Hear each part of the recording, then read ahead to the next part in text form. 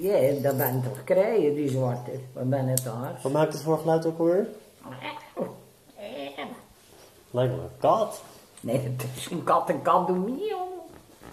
Het lijkt wel een muis. Nee, die piept. Hoe piepen die dan? Hoe?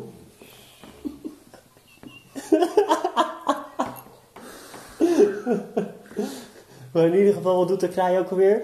Ja, Nee, ik maar heb de pot op.